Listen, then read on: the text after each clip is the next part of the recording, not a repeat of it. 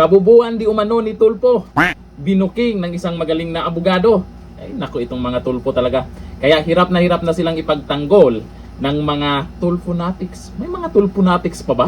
O ayon dito sa balita ngayon.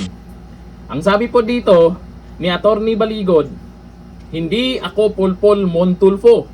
Opinyon mo lang yan dahil sa kabubuhan. Yan po ang resback po ni Attorney Baligod. Diyan sa mga banat ni Montulfo, di ko lang alam kung may laman tong banat niyan, kung saan mukhang nagpapatawa lang Nagpalitan ng maanghang na payag sina veteran broadcaster Montulfo at Attorney Levi Baligod kaugnay ng isyu ng umano'y 30.53 million pesos tax deficiency na isinisingil ng Bureau of Internal Revenue or BIR kina Baligod at sa kanyang asawa.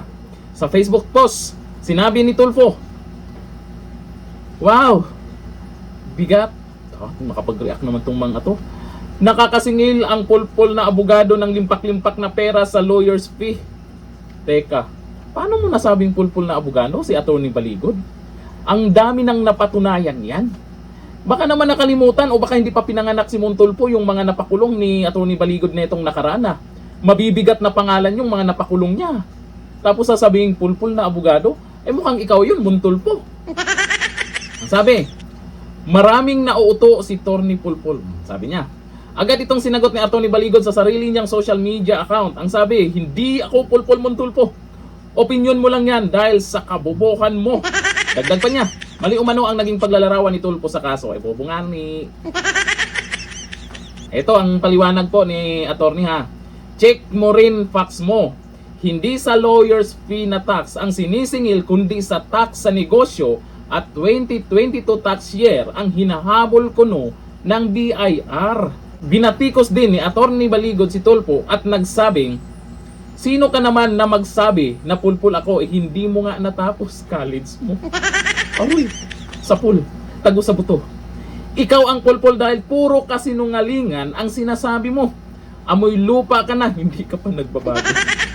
Simpleng resback lang ni Attorney Baligod. Pero real talk yan, Montulfo. Marami namang itinanggi ni Attorney Baligod ang aligasyon. Iginiit niyang nabayaran na nila ang kanilang buwis noong 2022 at inilarawan ang hakbang ng BIR bilang panghaharas.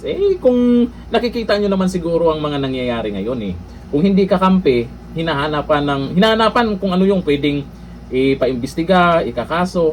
Dito naman kay Attorney Baligod, alam naman natin kung ano yung naging papel niya ngayon diyan sa mga nabulgar na mga buhaya, kung sino yung mga buhaya. Alam nyo kasi, itong si Montulfo, mukhang nabanggit din to ng mga ex-marines Kaya maintindihan natin si Montulfo, maghahanap ng mga ibabanat yan ka Attorney Baligod. Kasi isa din naman siya na nabanggit dyan. Ang mga Tulfo ngayon, wala na. Kilalang kilala na kayo. Noon, maraming bumilib sa inyo, maraming humahanga sa tapang nyo. Ngayon, ano na? Nga. Ganito lang, thank you. Bye-bye.